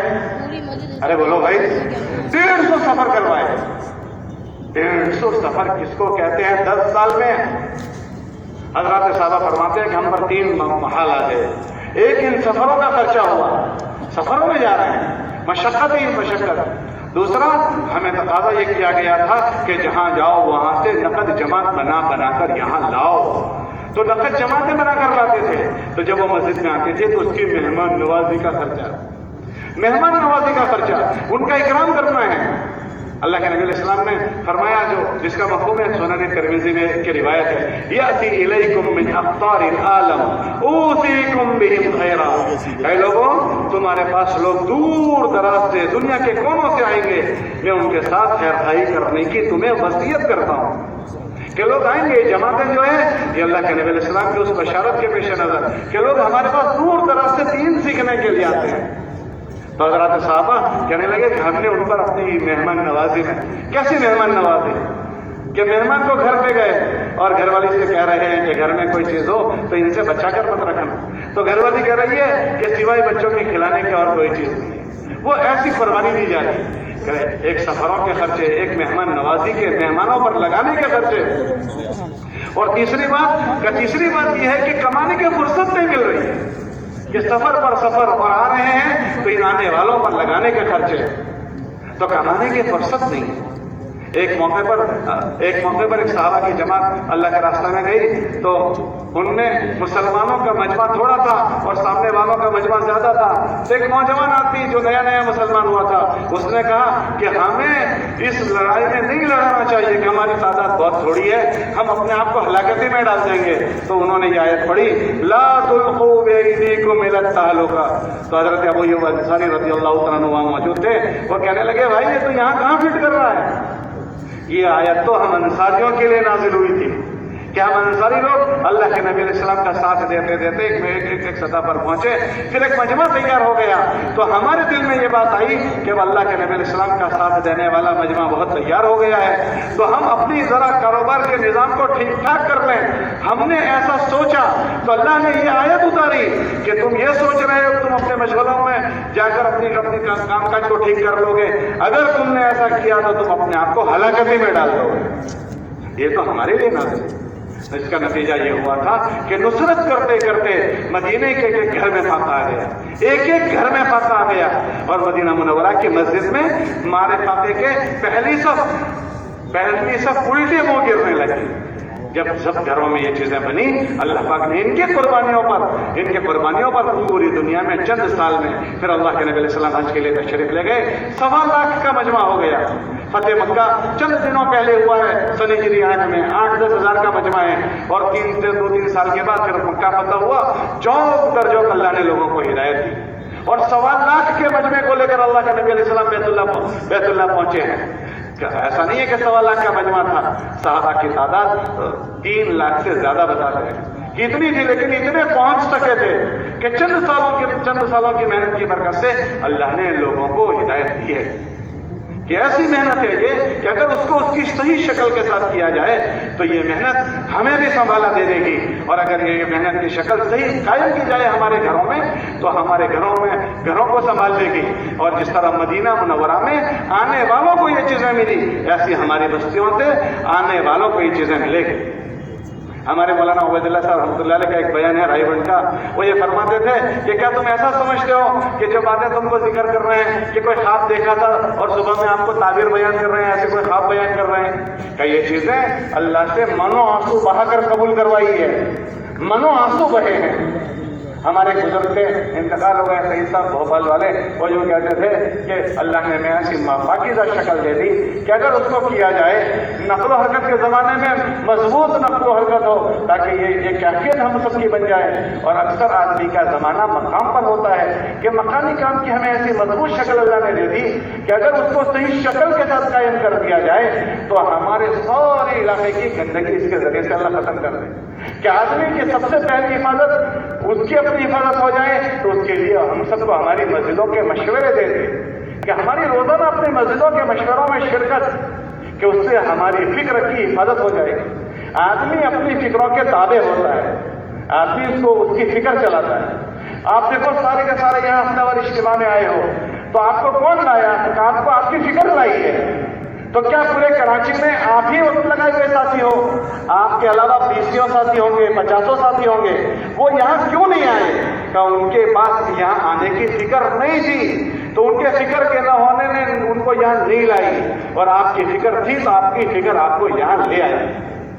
آدمی کو اس کی فکر چلا دی کہ ایک ایمان والے کی فکر اچھی ہو جائے، اس کے لیے ہمارے پاس مضبوط شکل ہماری مسجدوں کے مشورے کہ ایک آدمی ختم نبوت والی فکر میں لگ جائے۔ پھر اس کے بعد آدمی اپنے گھر والوں کا اللہ نے اس کو مکلف کیا، اللہ نے اپنے نبی کو اپنی ذات کا مکلف کیا، پھر اپنے گھر والوں کا مکلف کیا۔ اللہ نے اپنے نبی علیہ السلام سے فرمایا قوا انفسکم، اے نبی جی اپنی فکر کرو، پھر فرمایا واہلیکم، اپنے گھر والوں کی فکر کرو، کس سے؟ کہ جہنم کی دہکتی ہوئی آگ سے بچاؤ۔ ہمیں اللہ نے گھر کے اعمال دیے، ہمارے گھر اس بگڑے ہوئے ماحول میں فساد میں ہمارے گھر بچ جائیں، ہمارے گھر میں تعلیم کے حلقے، گھروں میں عمل کا قائم کرنا، گھر میں عمل کی فضا بنانا، کہ اس چار دیواری میں جو بچے پروان چڑھیں گے وہ ہمارے گھر کی چار دیواری کے ماحول سے متاثر ہوں گے. کتابوں میں آتا ہے کہ اللہ بچوں کو تو اسلام پر پیدا کرتے ہیں، لیکن ماں باپ اگر مسلمان ہیں تو بچے مسلمان ہو جاتے ہیں، اور اگر ماں باپ اسلام والے نہیں ہوتے، جس فکر کے ہوتے ہیں، بچوں کو وہ اپنی فکر والے بنا دیتے ہیں. فَأَبَوَاهُ يُهَوِّدَانِهِ أَوْ يُنَصِّرَانِهِ أَوْ يُمَجِّسَانِهِ کہ ماں باپ اس کو یہودی یا نصرانی بنا دیتے ہیں. کون سا بچہ پیدا ہونے کے بعد جانتا ہے یہودیت اور عیسائیت کیا ہے؟ وہ تو ماں باپ جیسے ایسے بن گئے.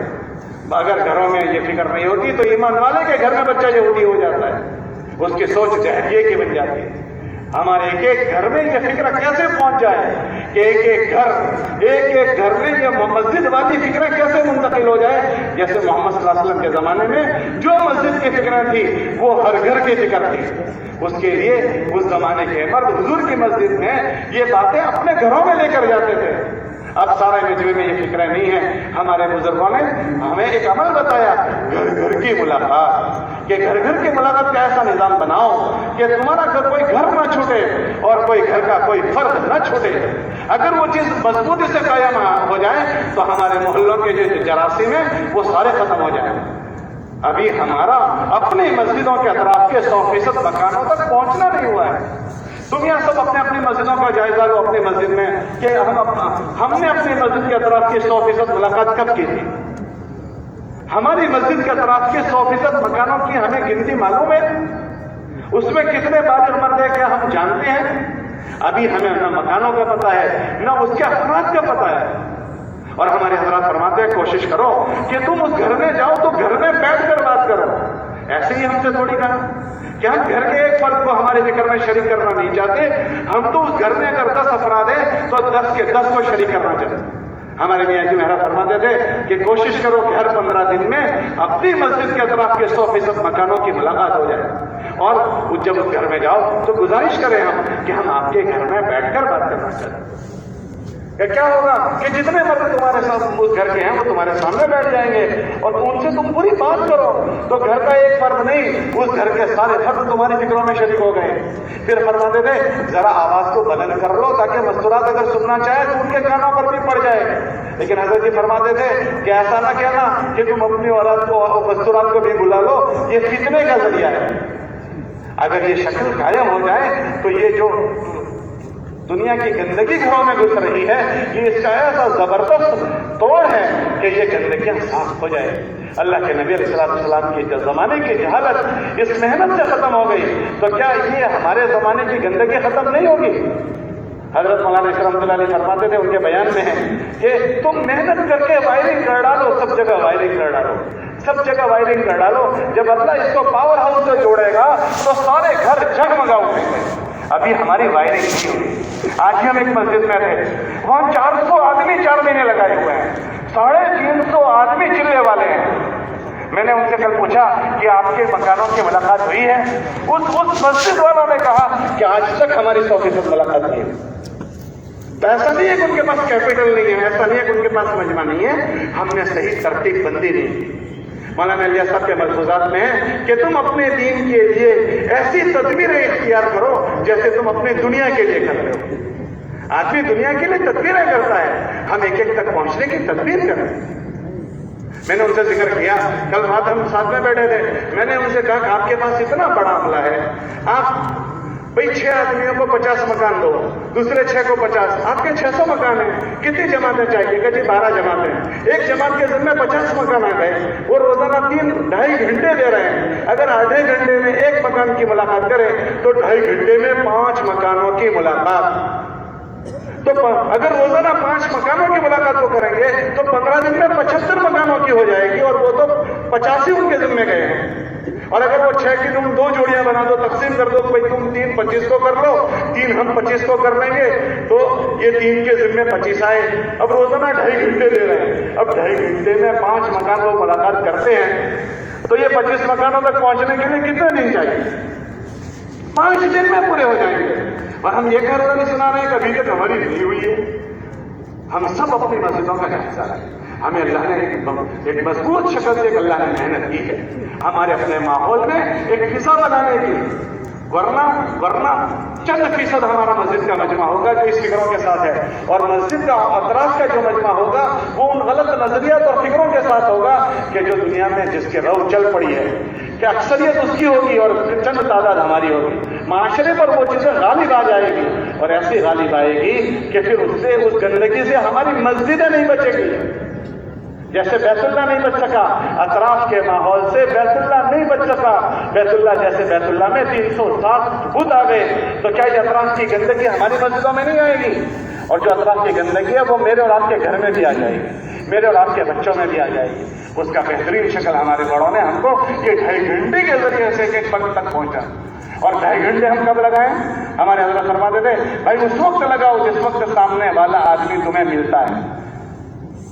सामने वाला वो मस्जिद वालों से मैंने पूछा, आप कब लगा रहे हो? कभी शाम को लगा रहे हैं। अरे भाई शाम को दो दिन तो तुम्हारे गश्त में चले जाएंगे, एक दिन मशवरे में चला जाएगा, एक दिन शब जुमा में चला जाएगा, 4 दिन तो ये हो गए, तो 3 दिन में अब तुम क्या बचा कर लोगे? हज़रत ने तो ये फरमाया है कि सामने वाला जिस वक्त मिले उस वक्त मिलने की तरतीब बनाओ। अगर हम इस तरह से हदफ बनाए तो ये अल्लाह के नबी अलैहिस्सलाम की उम्मत तक हमारा पहुंचना होगा।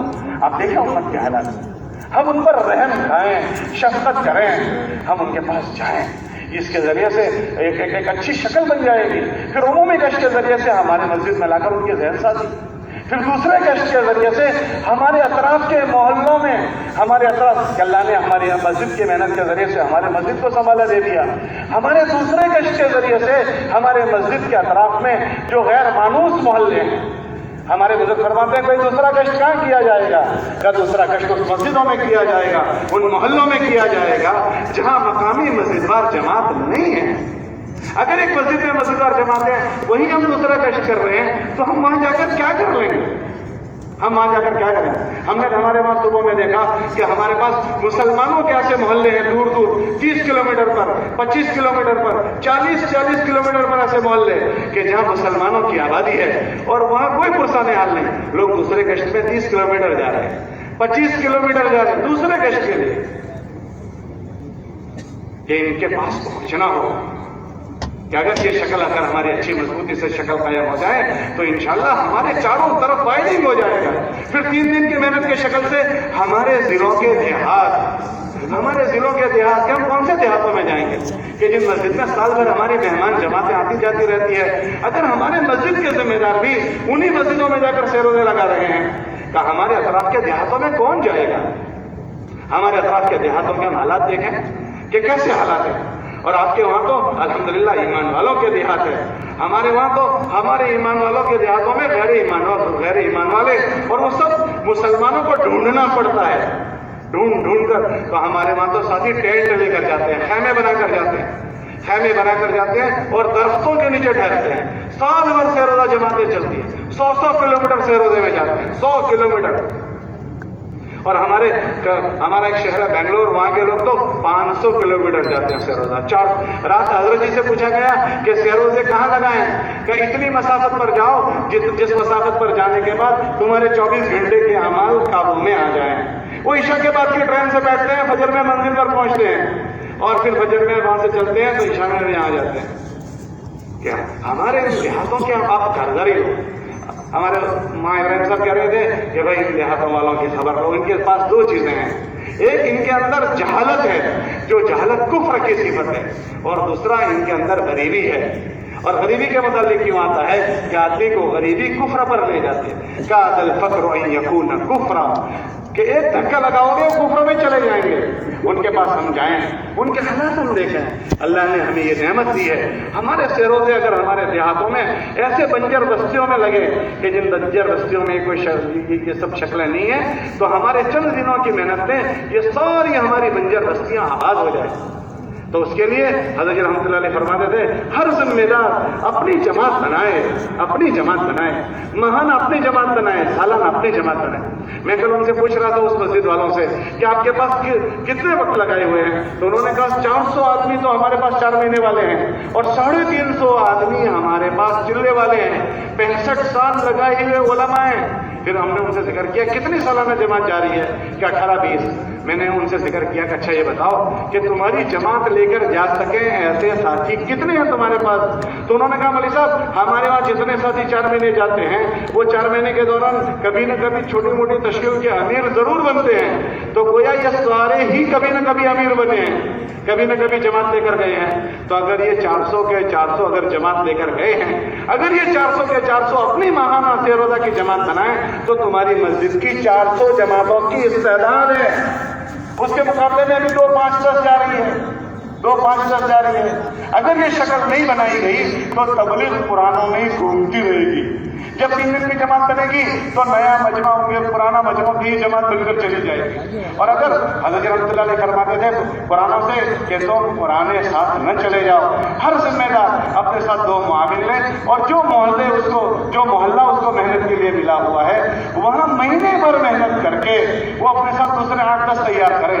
اگر یہ شکل بن جائے تو ہر آدمی کے ساتھ 8-10 نئے ساتھی ان کے ساتھ جماعتوں میں جانے والے ملیں گے. ہماری تبلیغ نئے مجمع تک پہنچنا شروع ہو جائے گی, ورنہ ہماری تبلیغ ہمارے بیچ میں ہی رہے گی. نیا مجمع مسجدوں میں آنے والا نہیں ملے گا. اس لیے گزارش ہے کہ ہماری یہ سطح بڑھنی چاہیے. ان ہفتہ وار اجتماع میں آنے کے بعد ہماری فکروں میں بیداری آنی چاہیے کہ اگر ہمارے ہر مسجد والے سوچیں کہ ہماری مسجد میں جماعت لے کر جانے والے ساتھیوں کی تعداد کتنی ہے اور اس کے مقابلے میں ہماری مسجد کی جماعتیں کتنی بن رہی ہے, استعداد کتنی ہے اور کتنی بن رہی ہے. ہمارے وہاں پہلے ممالک والے آتے تھے تو ایک مرتبہ فرانس کے حضرات آئے, حضرات نے یہ تقاضا کیا. ایک مسجد والوں نے سنایا ہماری ماہانہ 4 جماعتیں جاری ہے روزہ. حضرات نے ان چیزوں کا اسی طرح مذاکرہ کیا. اللہ کی شان 2 سال کے بعد حضرات کا وہاں جانا ہوا, ہم لوگ بھی ساتھ میں تھے. وہ مسجد والوں نے سنایا کہ ہماری اب ماہانہ 22 سے روزہ جماعتیں جاری ہیں. بھئی یہ کیسے ہو گیا کہ آپ حضرات نے وہاں مذاکرہ کیا تھا کہ ہر مسجد والے یہ تفقد کریں کہ ہماری مسجد میں کتنے جماعت لے کر جانے والے ساتھی ہیں. اتنی جماعتیں بننی چاہیے کہ ہر ذمہ دار اپنے جو گلی محنت کے لیے دی گئی ہے, محلہ محنت کے لیے دیا گیا ہے, اس ذمہ دار کو 2 معاون دو. اب وہ مہینہ بھر محنت کر کے اپنے محلے سے جماعت بنائیں. تو ہم نے دیکھا ہماری مسجد میں ایسے 28 ساتھی تھے تو ہم نے 28 کی جوڑیاں بنا دی. 2 سال میں محنت کرتے کرتے ہم 24 پر پہنچ گئے. اللہ کا فضل ہے. اب ہماری امید ہے کہ ہم 28 تک چلے جائیں. کہ جن حضرات نے یہ شکلیں سوچی وہاں یہ ہوا. ابھی اثر کے بعد مولوی صاحب نے بیان کیا رمضان میں حضرات کہتے ہیں بھائی 2 مرتبہ سے روزہ لگاؤ, 3 مرتبہ لگاؤ. ان کی اکیلے کی مسجد سے رمضان میں 120 جماعتیں جاتی ہیں. ان کی اکیلے کی مسجد, جنہوں نے اثر کے بعد بیان کیا 120 جماعتیں ان کی ایک مسجد سے. وہ اس کی تدبیر حضرت علیہ صاحب فرماتے تھے کہ دین کے لیے تم ایسی تدبیر اختیار کرو جیسے تم اپنی دنیا کے لیے کرتے ہو. ہم نے ہمارے وہاں ایک مسجد میں دیکھا 150 مکان ہے, 150 مکان, اور ان کے وہاں ایک آدمی بھی جماعت لے کر جانے والا نہیں تھا. تو دوسرے گشت والے وہاں آتے رہے اور وہاں سے مسجد کے ساتھیوں کو اپنے ساتھ سیر روزہ لگواتے رہے. ہوتے ہوتے اس مسجد کی اتنی استعداد بنی کہ وہ خود سیر روزہ جماعت لے کر جاتے ہوئے چند سالوں میں. اور میں نے ابھی ان کی مسجد میں دیکھا 150 مکان ہے, گزشتہ سال ان کی 1 سال میں 10 جماعتیں روانہ ہوئی. 7 جماعتیں چلے کی گئی, ایک 4 مہینے کی 24 ساتھیوں کی گئی, اور ایک جماعت ویسٹ انڈیز میں گئی, اور ایک مستورات کی جماعت کی. کہ ایک مسجد 150 مکان والی 10 جماعتیں دے سکتی ہے. تو ہم اپنے محلوں کا تفقد کریں کہ کتنی استعداد والے ہمارے محلے ہیں. ان ہفتہ وار اجتماع میں جب ہم مشوروں میں بیٹھتے ہیں تو ہم یہاں سے یہ فکریں لے کر جائیں, ایک روٹین کی ہماری چین میں چلتی رہے. ہمارے پاس استعداد کتنی ہے, ہم کتنوں تک پہنچ سکتے ہیں, ہمیں اللہ نے اس کا مکلف کیا ہے, ہم اس کی تدبیر کریں. اگر ہم اس کی تدبیر کریں گے تو یہ کراچی تو پوری دنیا ہے. یہ کراچی ایک شہر نہیں ہے, یہ پوری دنیا ہے, پورا عالم ہے. پوری دنیا کے لوگ یہاں ملیں گے. پتہ نہیں کتنے علاقوں کے یہاں لوگ بستے ہیں اور کتنے لوگ یہاں عصری علوم پڑھنے کے لیے آئے ہیں, کتنے لوگ یہاں دینی علوم پڑھنے آئے ہیں. اگر یہ عام فکریں ہو گئی تو یہاں سے یہ طبقہ اپنے ملکوں میں یہ سب چیزیں لے کر جائے گا. یہاں کثرت سے جماعتیں آتی ہے. اگر یہاں یہ کام کی شکل بنی تو آپ کے مسجدوں میں آنے والی تمام جماعتیں یہ شکلیں اپنے ملکوں میں لے کر جائیں گی. اس لیے گزارش ہے کہ ہمارے ہفتہ وار اجتماع اسی لیے ہوتے ہیں, شب گزاری ہماری اسی لیے ہوتی ہے کہ ہماری اپنے اندر اپنی ذاتی زندگیوں کی فکروں میں بھی بیداری آ جائے, اور ہماری جو محنت ہے اس محنت میں بھی ہماری بیداری آ جائے, اور اس کو ہم ہلکا نہ سمجھیں. یہ بہت بڑی توفیق ہے کہ ہمارے ذریعے سے کام کی شکلیں بنے اور ہمارے ذریعے سے افراد تیار ہو جائے. ہمیں مر جانا ہے، ہم آج نہیں تو کل مر جائیں گے، لیکن ہم انشاءاللہ جس دن مریں گے ہمارے ہاتھوں ہزاروں کام کرنے والے چھوڑ کر مریں گے. ابھی حاجی صاحب کا انتقال ہوا ہے، وہ مولانا الیاس صاحب کے زمانے کے آدمی تھے. وہ اللہ کا بندہ اللہ کی صدا لگاتا ہوا دنیا سے چلا گیا، لیکن ہزاروں کو دیوانہ کر کے چلا گیا. کتنے لوگ آج مارے پھر رہے ہیں، وہ ان کے نامہ اعمال میں جائے گا. حضرت مولانا رحمۃ اللہ علیہ کا ایک بیان ہے، اس میں حضرت نے فرمایا کہ تم اپنے اوپر محنت کرتے ہوئے دوسروں کو متوجہ کرنے کو معمولی نہ سمجھو. دوسروں پر محنت کرنا تمہاری بہت بڑی کمائی ہے. پھر حضرت فرماتے تھے کہ کیا ملے گا تمہیں، دوسروں پر محنت کرنے پر کیا ملے گا؟ حضرت نے فرمایا کہ تم کتنا بھی اپنی ذات سے عمل کر لو، اپنی ذات سے، اگر ہم سے اللہ یہ پوچھے کہ بتاؤ ہم نے جو تم کو کہا تھا اس میں سے کتنا کر کے آئے، تو کیا ہم دعویٰ کر سکتے ہیں کہ اللہ آپ نے جتنا کہا تھا میں 100% کر کے آیا ہوں؟ اگر ہم سے یہ پوچھا جائے کیسا کر کے آئے ہو، ہم دعویٰ نہیں کر سکتے ہم ایسا کر کے آئے ہیں جیسا آپ نے کرنے کو کہا تھا. کس کے لیے کر کے آئے ہم یہ دعویٰ نہیں کر سکتے، اللہ 100% دینے کے لیے کر کے آئے ہیں. حضرت فرماتے تھے اپنے اوپر اچھی محنت کرتے ہوئے دوسروں پر محنت کرو، اس میں آپ کو کیا ملے گا. حضرت نے مثال دی کہ ایک آدمی کو تم تشکیل کر کے مسجد میں لائے، اس بندے کو نماز پڑھنا نہیں آتا، سورہ فاتحہ نہیں آتی، کوئی ایک عمل نہیں آتا، وہ تمہارے بغل میں آ کر کھڑا ہو گیا. اب تمہیں دیکھ کر رکوع قیام کر رہا ہے، تمہیں دیکھ کر رکوع کر رہا ہے، تمہیں دیکھ کر سجدہ کر رہا ہے، تو وہ اسے کچھ آتا ہی نہیں، سب ٹوٹک کر رہا ہے، کچا کر رہا ہے. تو اس کا وہ عمل کیسا ہوگا؟ کہ کچا ہوگا.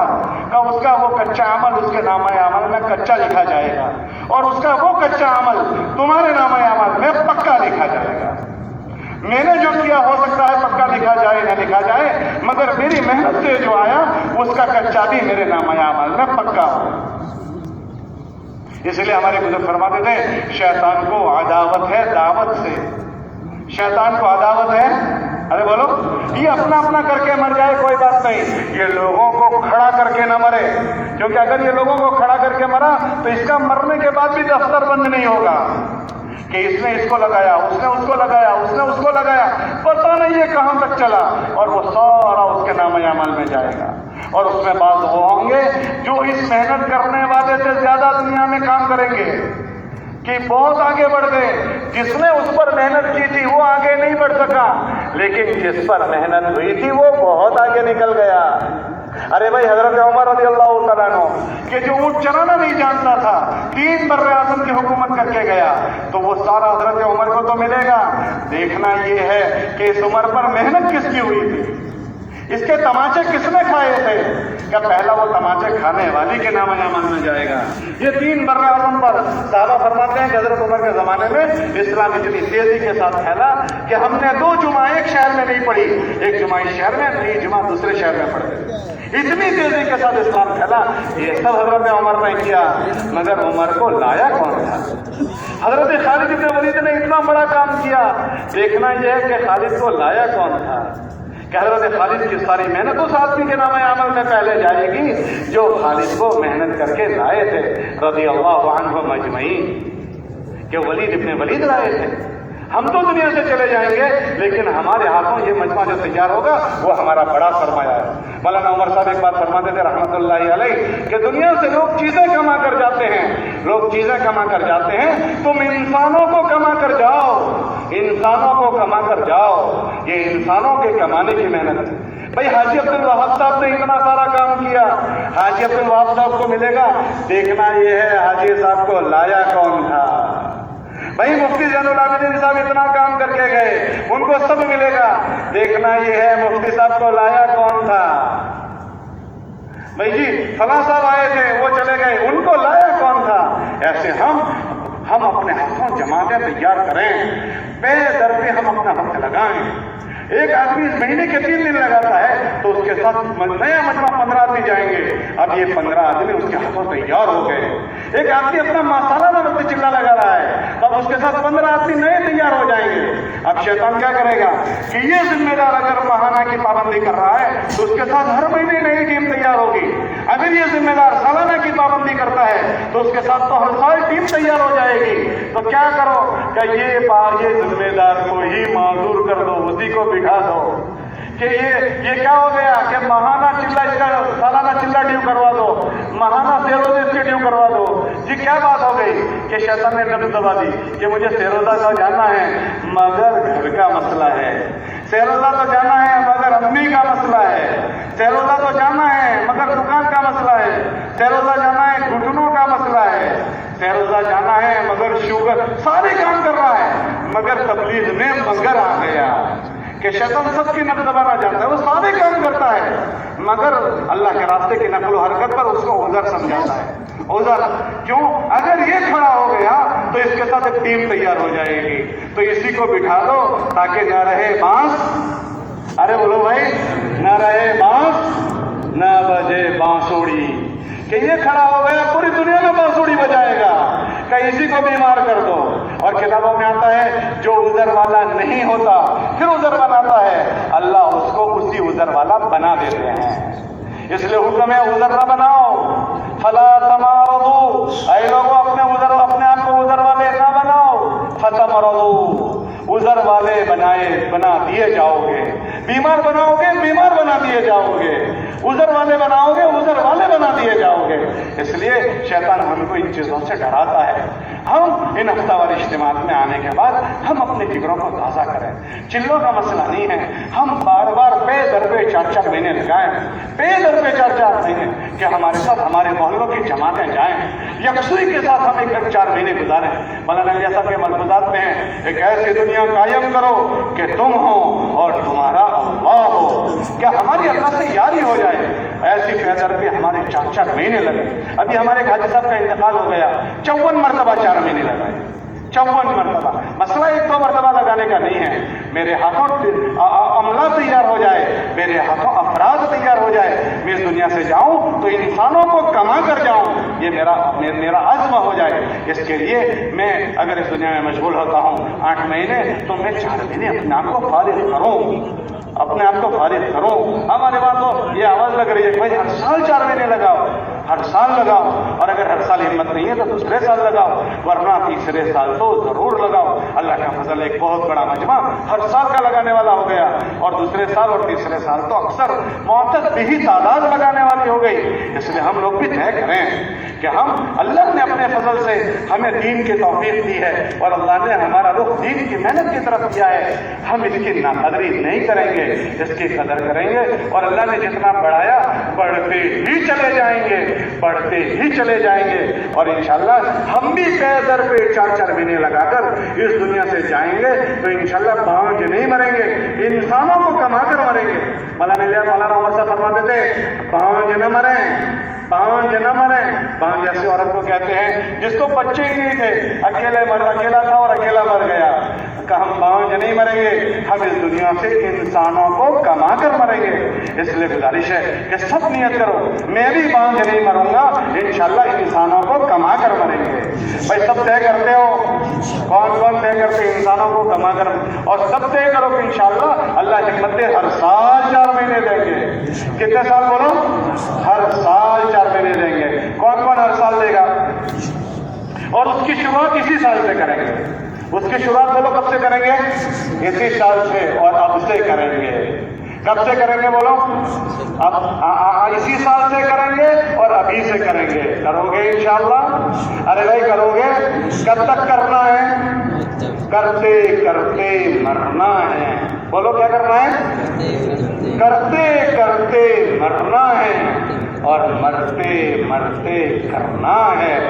वो बुजुर्ग जो 4 महीने 54 मरतबा गए, हमने देखा 4 महीने में ही वफात पाई। तहज्जुद के वक्त में वफात पाई, तो फजर की तैयारी कर रहे थे 4 महीने में और वफात पाई कि करते करते मरना है। हमारे नबी ने तमन्ना की कि मेरी मौत आए अल्लाह के रास्ते में, उक्तल कि मैं अल्लाह के रास्ते में मरूं, फिर मैं जिंदा किया जाऊं, फिर मरूं, फिर जिंदा किया जाऊं, कि हम अल्लाह के रास्ते में हमारा करते करते मरना हो जाए। इसलिए सब नियत करो कि इंशाल्लाह हम भी उनके अज़ाइम के साथ अपने आप को खड़ा करेंगे। भाई सब तैयार हो इसके लिए? कौन कौन तैयार है? कौन कह रहे किसी सर लगाऊंगा और अभी से लगाऊंगा और मैं नकद तैयार हूं? सब तैयार हो? जरा खड़े भी हो जाओ, जल्दी जल्दी खड़े हो जाओ। वाह वाह वाह वाह, माशाअल्लाह, वाह वाह वाह वाह। और हिम्मत करो, और हिम्मत करो, और हिम्मत, खड़े रहो, खड़े रहो, खड़े रहो। वाह वाह वाह वाह। अल्लाह को अपनी सच्ची नीयतें बताओ, अल्लाह को अपने सच्चे इरादे बताओ, तो हमारा अल्लाह हमारे इरादों को देखेगा। अल्लाह कुरान में फरमाते हैं हम तुम्हारे